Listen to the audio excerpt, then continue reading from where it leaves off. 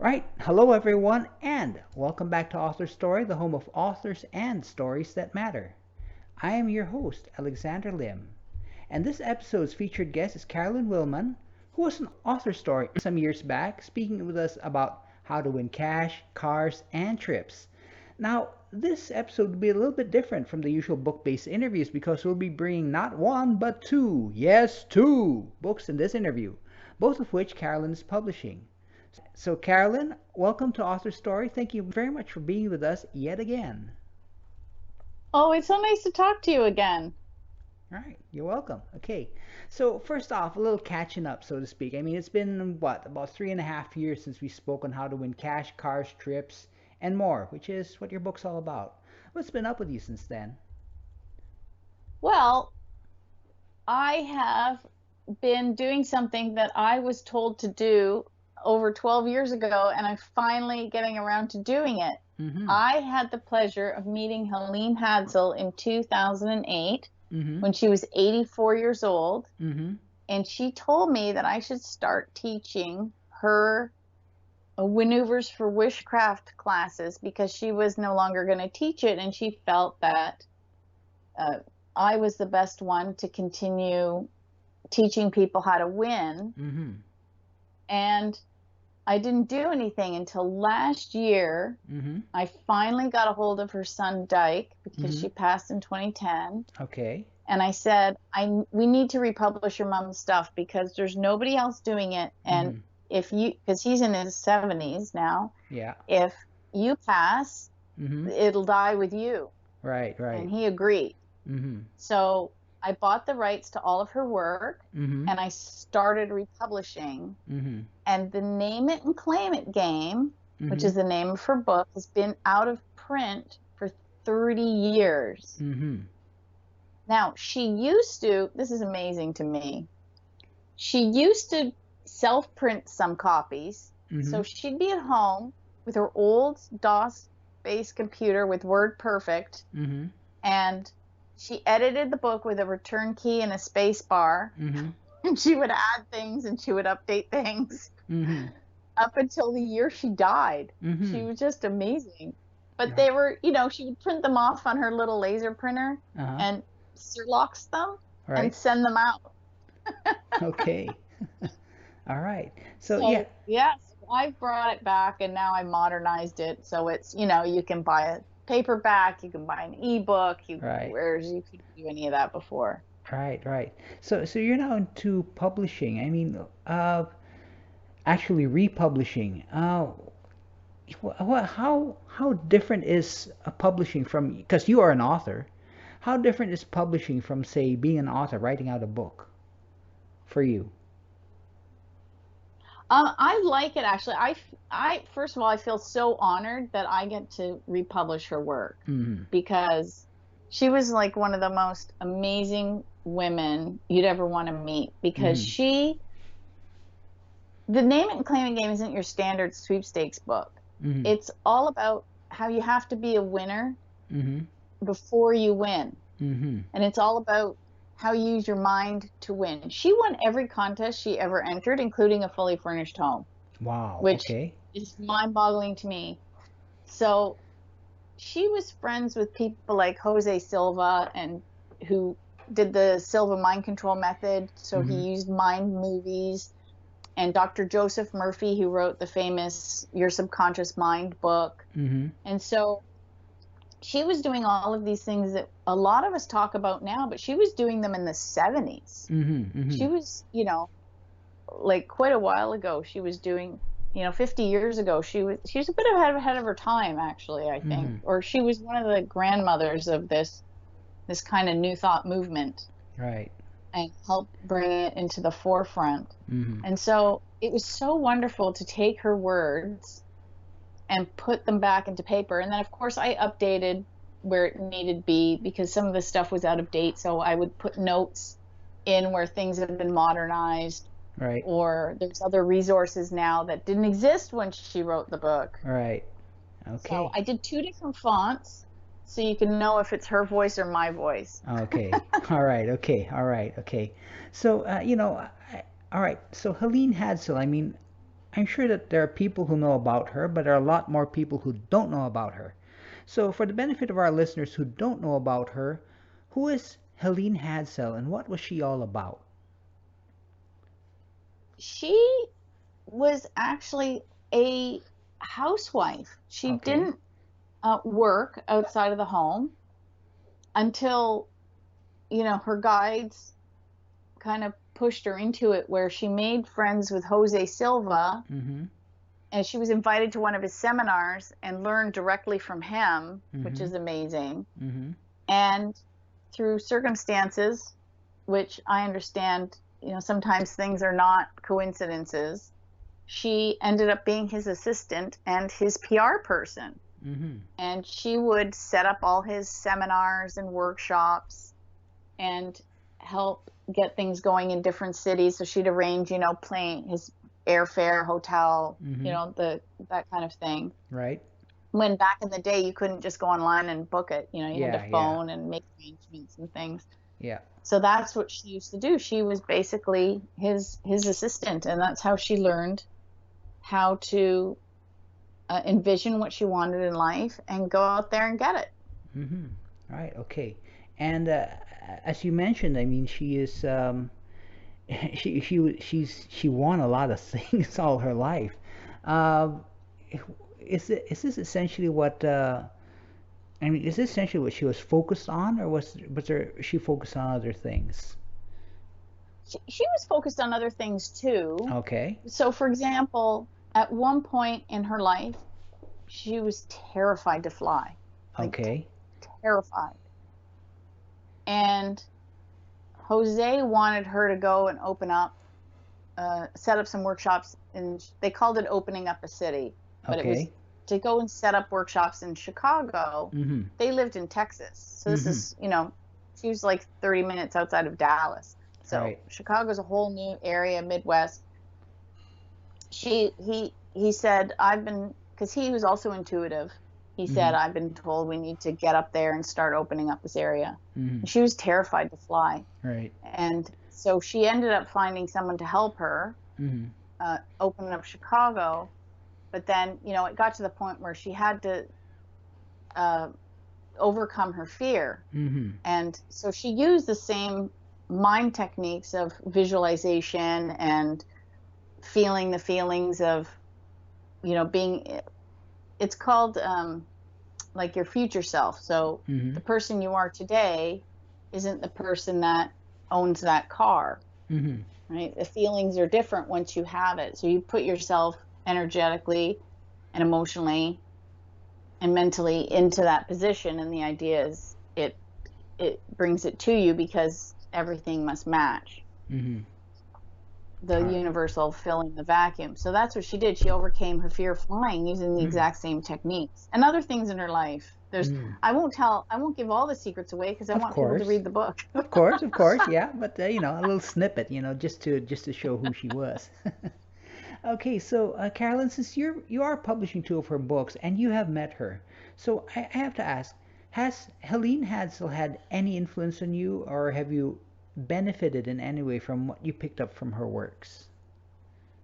Absolutely. I mean, I don't think, first of all, I don't think it was an accident that I ended up spending 4 days with her. In her second book, In Contact with Other Realms, she talks, this is the book she said she was actually destined to write, but she needed to get people comfortable with using their mind and thoughts first before she introduced them to the fact that she was psychic and she could talk to guides and angels.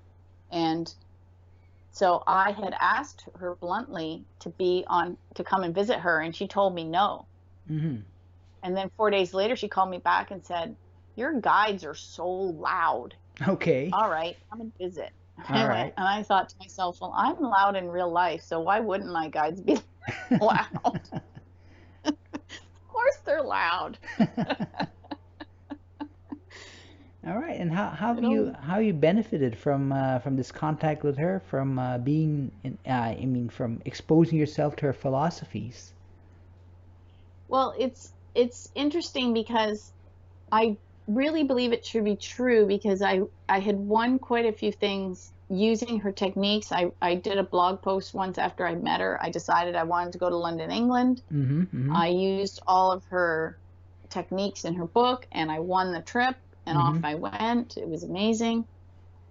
But then I went through a divorce, and I was really sad for a long time, and I didn't win a lot of stuff. And I really believe it is exactly tied to what she was teaching, because if you, and I intuitively knew when I got happy, I would start winning more again because my vibration was higher.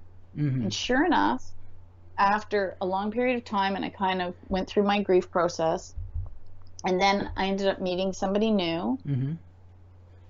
I won my first trip after 10 years. And I really believe it's because you have to be in a positive, happy state to attract happy, positive things. And it was okay to go through my grief period and not win a lot. I mean, that's what, that we're humans. We're supposed to go through the ups and downs. We wouldn't appreciate the ups if we didn't have the downs. And that's part of being, you know, in life. And she talks about that in her second book. I mean, the subtitle of that book's An Adventurer's Experiences and Awareness. Well, that's exactly what I was doing. I was very aware of my emotional state and decided, okay, I need to lean into this and go through this as my human journey. And on the other side, there's more prizes. You know, there's never a shortage of prizes and good adventures to be had, and they just had to wait a little bit. Right. Okay, got that.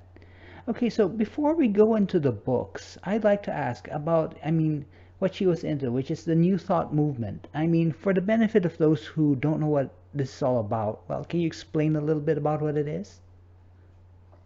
Yeah, I think people nowadays call it the new age or positive thinking. But back in the 70s, it was New Thought, because I don't think people used their minds to their full potential before that, or if they did, they didn't have a name for it. And so, and clearly there's been so many books written on this topic by so many different people. I mean, it's not like she's got the only book out there. I mean, this is actual, you know, I don't want to say proof, but there's something to it when there's so many people talking about it, and there's so many people teaching it from so many different perspectives. And that's what I like about this, is because each person will resonate with a different teacher. And that's what makes it really interesting, is that we're, you know, she says, you're not just a grain of sand in the sea of eternity. You are special in this vast universe. And she reminds people of that. And that you've got to find your path. And clearly my teacher for this journey is her. I resonate with her because she was quirky. She plays, she likes to use wordplay in her books. She always tries to levitate. Even when she had a bad car accident, she always tried levity. When she was talking to the doctors, they thought she was nuts. Okay. You know? All right. Right? Yeah. So she was, you know, and I think that's perfect because honestly, I call it the good crazies. Right. Okay. You have to be a little bit crazy to do what I do, but it's the good crazies. Yeah. And so that's why I think I really resonate with her. I feel like I channel my inner Helene when I'm writing or teaching her stuff. All right. Okay. So let's get into the books then. I mean, the first book you're publishing, well, the first book she wrote and one of the books you're publishing is the Name It and Claim It game. Now, I think this runs very much in parallel with the book we talked about years back, your own book, you know, How to Win Cash, Cars, Trips, and more. And, you know, a lot, you know, so I guess it has to be asked. I mean, a lot of people think, you know, how to win cash, cars, trips, and more, and you know, but they think, you know, this is a lottery thing, it's totally random and stuff like that. So it does seem random, but there's a lot more to it, and there's a lot more to it about winning these things, right? I mean, from what I understand from what you told me just now, there's a sort of like a mental pull of some sort. Yeah, you have to. I put a chapter very specifically in my book called Attracting Luck. Okay. Because you had to, and I honestly believe this, because people always said to me, how do I win more? And I said, you have to think you're a winner, and you have to believe you're lucky before you are. And Helene says, you know, you'll see it when you believe it. Because, you know, a lot of people say it the other way around. Well, I'll believe it when I see it. Right. No, it has to be the other way around. She tells a story in the book about she was teaching someone how to sweepstakes. Okay. As they call it. That's the hobby, sweepstaking. Right. And she was teaching someone how to sweepstakes. And they took a run to the post office, and the woman threw all the envelopes, because in those days it was all mail-in, all the envelopes in the post box, and said, well, there goes nothing. And Helene thought, wow, yeah, you're not going to win, because the woman just couldn't see herself winning. Helene actually expected every prize. There was a whole story where she wanted a fry pan, you know, one of these plug-in fry pans. She just decided something small, something practical for her kitchen, you know, because, you know, she had 3 kids and a husband, and she would feed, you know, neighborhood kids, you know, whoever was over. People used to drop, we don't do it nowadays, but people used to just drop over and visit. So she thought, oh, this would be a good thing to have, you know, in my kitchen. And she even told her husband, don't buy me one because I'm going to win one. And of course, at Christmas came, and he bought her one. And then right after Christmas, she won 3 of them. Okay. So she put the energy out there, and it came back in spades. She totally expected to win it. And sure enough, not only did she get one, but then she, you know, she gave the rest away as gifts. You know, what's she going to do with 4 fry pans? Nice. Okay. But she fully expected to win. Like, it wasn't a question in her mind. Oh, I want a fry pan. Okay, I'm going to look for sweepstakes that have fry pans as prizes. Oh, okay, I'll enter these ones. Okay, which one's going to be my fry pan? Like, it was not a doubt in her mind that she was going to win. It was which one, not if. It was when. Okay, all right. So it's this all about, you know, the visualization that you talked about. I mean, this is an example of that. It is an example of that, and you can think of it in your own life. So, for example, say you would like a certain type of author on your show. You know, you're like, oh, we haven't had anybody talk about, you know, this type of suspense or this type of book or that type of book in a while. And then you put it out to the universe, and the next thing you know, you get somebody writing in saying, hey, I just published this book.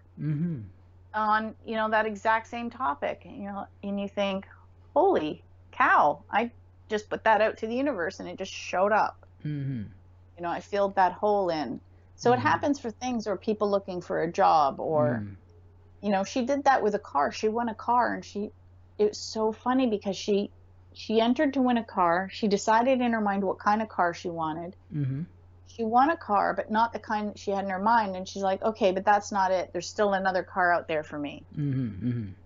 She's like, no, it has to be exactly what I thought in my head. So that's good that I won a car, because most people would be, at that point, would be ecstatic and just stop. Right. I want a car. Like, no, yeah. That's not the car. Okay. She says there's no failure. There's only a delay in results. So she's like, okay, that's good, but that's not it. And she kept going. Okay. Until she got the car she wanted. Wow. Nice. Nice. Okay, so getting on to the second book, the book that Helene Hadsell said that she was meant to write. I mean, it's called In Contact with Other Realms. Now, you know, a casual person, you know, might think, what does being in contact with other realms, you know, we're talking about, and I suppose the spiritual realm, the angels and stuff like that, and winning prizes. Those might seem to be 2 entirely different things, but it really isn't, is it? No, they're not. And the reason, I believe, she even said that she even wrote down that her guide said to her, this isn't the book you're supposed to write, when she was writing the Name It and Claim It game. And she said, I know. And I believe she did it because, and it's the same reason that I put the Attracting Luck chapter in my book. people will generally digest. It's kind of like putting sugar in the medicine. They're more willing to be open to, you know, changing their thoughts and being positive and using the law of attraction and using their intuition and all these different levels of what they might call metaphysical teachings under the guise of winning. It's easier to say, oh, well, I use these crystals and I meditate every day because I know it's going to help me win a car, than saying, you know, oh, I talk to angels every day. Right. People, now it's more accepted, but you got to remember, this was 50 years ago when she started this writing. Right. People didn't talk about that stuff then. Now, Hay House Publishing has, you know, every kind of reader, every kind of psychic. They have people that specialize in colors, people that specialize in angels, people that specialize in meditation, people that specialize Reiki, and, you know, every modality that you can think of under the sun is now almost commonplace. Whereas back in the day, it wasn't so accepted. That's why I believe she wrote the other book first, so people could start to accept this new kind of thinking. Right. Because who doesn't like to win? Right. You know, her tagline is how to be a winner in contests and in life. Because really, she wanted people to win in life, but if they can start winning in contests, it would shift their life. And then she knew she could then talk about the next book, which was in contact with other realms, because she had a messenger that she could see. I do not have that ability, unfortunately. My intuitiveness comes with actually things like books and business. That's where I, you know, when her son Dyke saw what I was doing with her books, because he knew, he sold me the rights, but then he wasn't sure how I was going to make it look, how I was going to publish it, what I was going to do. And I was really conscious to keep the integrity of the original book, yet modernizing it at the same time. And when I sent him the printed copy, because I got a bunch printed so I could send him some, he was just amazed at the quality of the work and how much that I really kept to his mother's vision. And I think she'd be proud, actually. I can kind of feel her sometimes, and I think she'd be proud. All right. So that's where my intuition comes. I know how to make this stuff, you know, modern, but I wish I could see angels and stuff like she did. Maybe I can one day. Maybe it just hasn't been developed in me yet. Right. Okay, so in contact with other realms, I mean, by now, I mean, this is all about getting in touch with the with angels and the spiritual realms. This might seem a little, I mean, even now, I mean, with more open acceptance of angels and stuff, I mean, it might seem a little vague. So can you give an example or an incident or something like that that's mentioned in the book that will, you know, give people a sense of what it is like and what it's all about? Well, I think actually the very first story in the book sets it all up. Okay. Because she grew up in the South, and it was they went to Catholic church, and her grandfather was dying. She was 6. She was little. Right. And they all said an angel's going to come and take Grandpa to heaven. They're preparing all the grandchildren so that, you know, it wasn't so shocking. Right. And they really believed in angel. But it was going to be her grandfather's last breath, and she insisted on being in the room with her mom when he died. And for some reason, her mother let her stay, even though her aunt was aghast that she should be in the room at such a potentially traumatic time to a child. And she says she was watching her grandfather kind of take his last breath, and then she saw him sit up in bed. Meanwhile, his body, she could see his spirit. She saw his spirit sit up in bed, and all these people come. And I'm going to assume, because she was sick, she didn't know who these people were. But I'm going to assume they were his parents, his siblings, you know, people that had in his life that had already passed, that came and got him. And she said she watched all these people come, and he got up with them, and he walked away, and they just all of them just disappeared. And so she said to her mom, you guys said an angel was going to come. How come it was all these people? And they were very upset with her because they're like, no, it's an angel that comes and takes, people. But she could clearly see spirits that have passed. And that's how the book starts. And it gets more fun from there. All right. Okay. All right. So, still in keeping with in contact with other realms, is there any I have to ask, because I mean, the common perception of angels is like, they help out and they can also give messages and stuff like that. Is there any one, I don't know how to put this, one message or one thought that this book is all about, that like maybe the angels want us to know? I would say guides, because I think there's not just angels. She called one the messenger. She would sometimes just talk. There's a story where she got herself into a pickle, and she said, okay, I'm going to go make coffee. And while she's making the coffee, she kind of said to the universe, hey, I'm in a pickle. I got like 5 minutes while this coffee brews. You guys had better come up with a solution to this, like, now. And then things turned around right away. Okay. So she didn't always see everybody. And believe it or not, what she's trying to impart is that we can all do that. We can all talk to our guides. So I might not have the ability to see messengers yet. I'll say yet, because I don't know what's I don't know what's on my path in the next, on my adventure of awareness in the next 50 years. Right. I could become more and more like her as I age. I don't know. But I talk to my guides all the time. And I think it's a good thing. And sometimes if I'm upset, I'll do it in the car. Car is a great place to do it. When you're driving around, you can talk out loud and not bark, because people might think you're just on your phone on the Bluetooth in the car. Right. You just drive around talking to your guides. And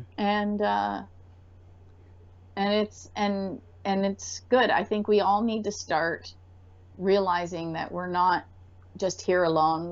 We've got people looking, or spirits looking out for us, and all kinds of spirits, and everything from guides to angels to higher self to intuition to past lives to, she talks about all kinds of things. Right. And we have it. We just have stuffed it down, and we just need to bring it back again. All right. Okay. All right. Okay then. So Carolyn, moving forward, you do have 2 more of Helene Hadsell's books coming out. Is this correct? I mean, you're publishing? Next year, because there's I'm actually going to squeeze out one of my own before year's end. Okay. Back to the contests, because I need to update it. Things have changed so dramatically in the past 4 years since we last talked that it's time for an update. Because as you know, every time we turn around, technology moves forward faster than we can blink. Yeah. And then she has another book called Confessions of an 83-Year-Old Sage. And then she wrote a fiction book called A Man Called Friday. But what she did in the book was she took all of her teachings and she wove those things into the storyline.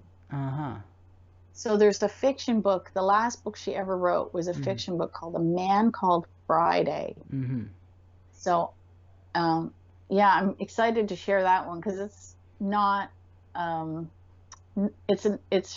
she wrote 3 nonfiction and 1 fiction book. So I'm excited to share all of that with everybody next year too. All right, great, cool.